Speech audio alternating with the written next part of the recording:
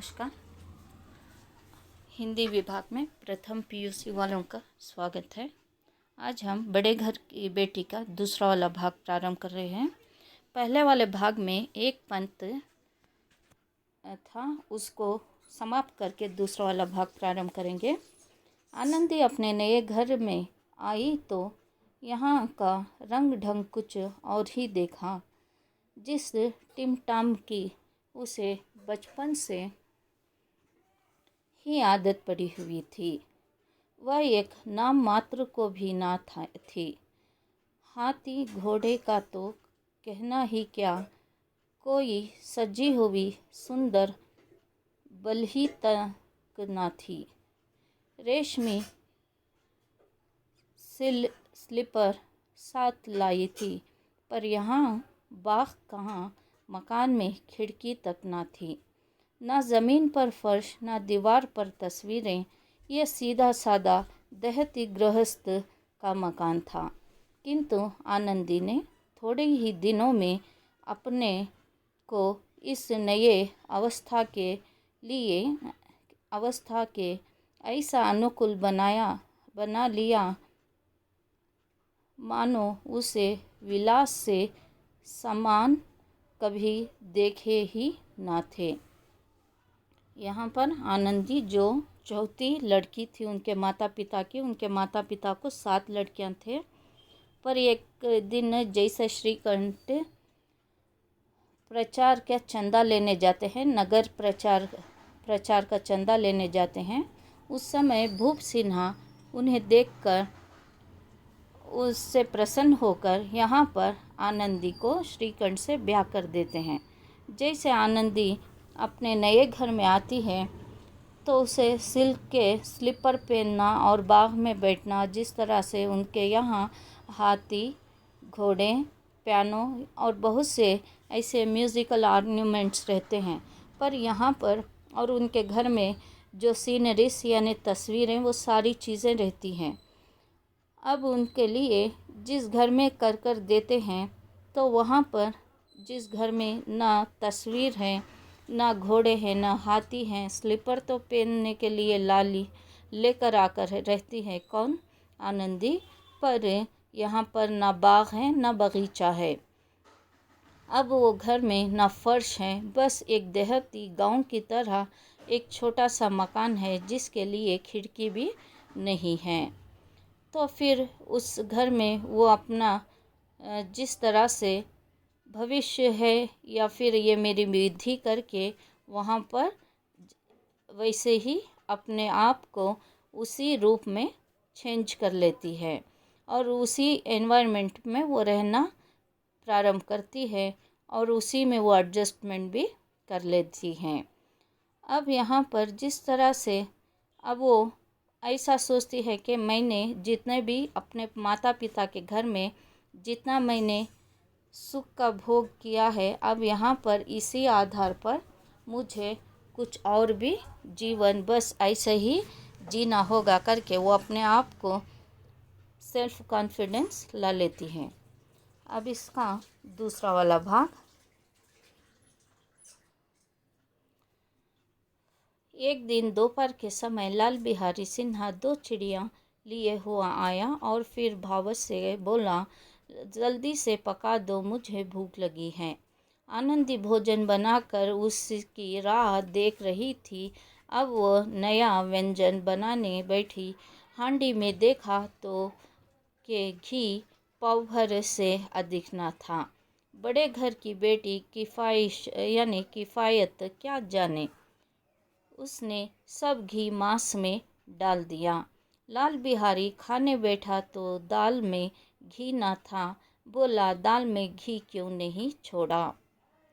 यहाँ पर लाल बिहारी आनंदी का देवर है और श्रीकंठ का छोटा भाई है। यहाँ पर वो दोपहर का भोजन यहाँ पर आनंदी बनाकर रखकर रहती है, पर यहाँ पर 2 चिड़ियाँ यानी मांस लेकर है चिड़िया स्पैरो, तो वो लेकर आता है तो उस समय उसको पकाने के लिए कहता है तो आनंदी पकाती है। तो फिर उसमें घी में उसको फ्राई करती है। जो जितना घी था वह तो वो घी सारा उसमें पकाने में हो जाता है।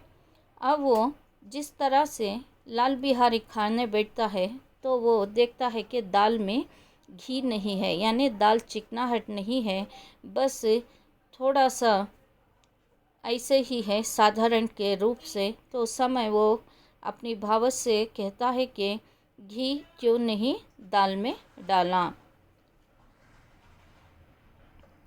आनंदी ने कहा, घी सब मांस में पड़ गया। लाल बिहारी जोर से बोला, अभी परसों घी आया है, इतना जल्दी उड़ गया। आनंदी ने उत्तर दिया, आज तो कुल पाव भर रहा होगा, वह सब मैंने मांस में डाल दिया।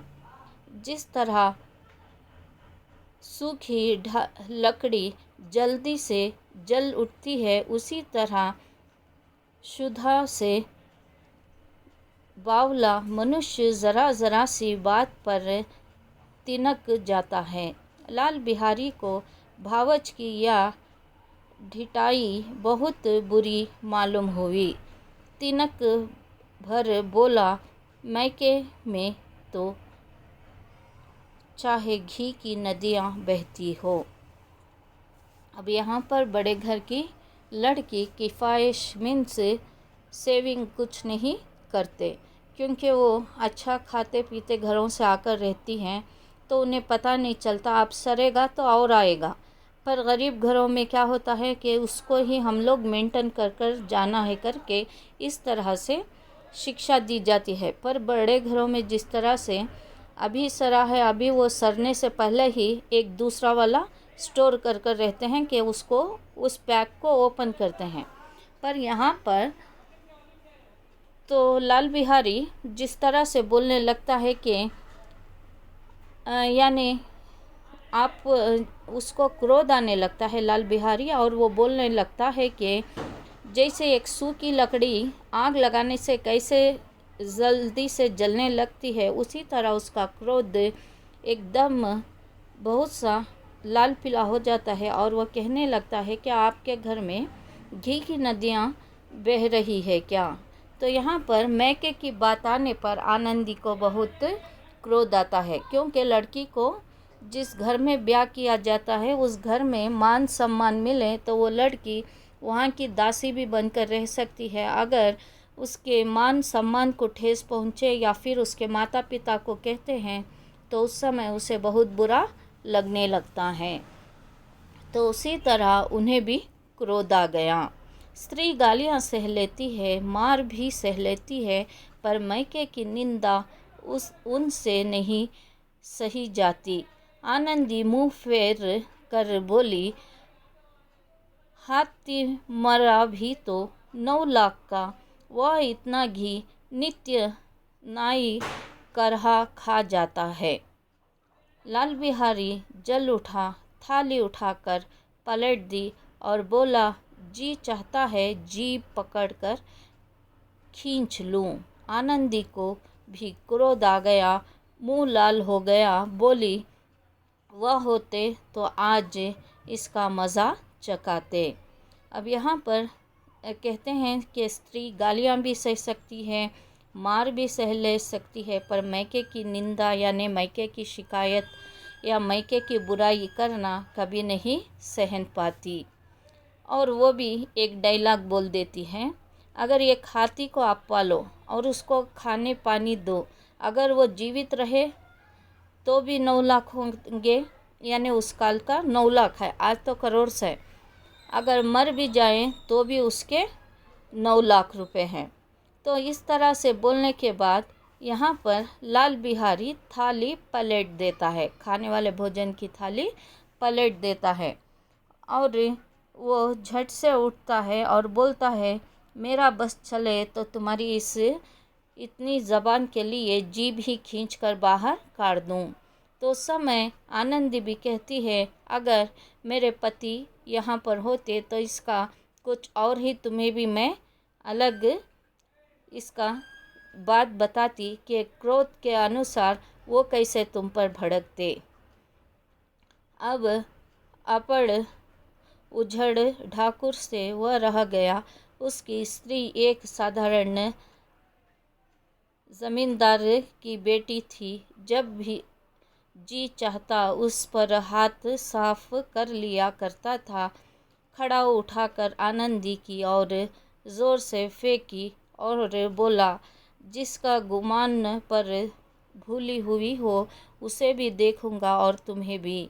आनंदी से हाथ से खड़ाऊ रोकी, सिर बचा गया पर उंगली में बड़ी चोट आई। क्रोध के मारे हवा से हिलते पत्ते की भांति कांपती हुई अपने कमरे में आकर खड़ी हो गई। स्त्री का बल और साहस मान मर्यादा पति तक है। उसे अपने पति के ही बल पर और पुरुषत्व का घमंड होता है। आनंदी खून का घूंट पीकर रह गई। यहाँ पर लाल बिहारी जिस तरह से क्रोध आता है वो अपने पैरों के जो चप्पल, खड़ाऊ का अर्थ है चप्पल, उठाकर जैसे मारता है, उस चप्पल का मार जो आनंदी अपना सर को बचाने के लिए अपना हाथ आड़े ला लेती है तो वो उसके हाथ को चोट लग कर उसे खून आने लगता है। क्योंकि बहुत से स्त्रियां खून देखने के बाद वो अपने काबू में नहीं रहती तो वो अपने कमरे में आकर एक हवा से हिले हुए पत्ते के समान आकर रह जाती हैं। यहाँ तक आपका पाठ समाप्त होता है। नमस्कार।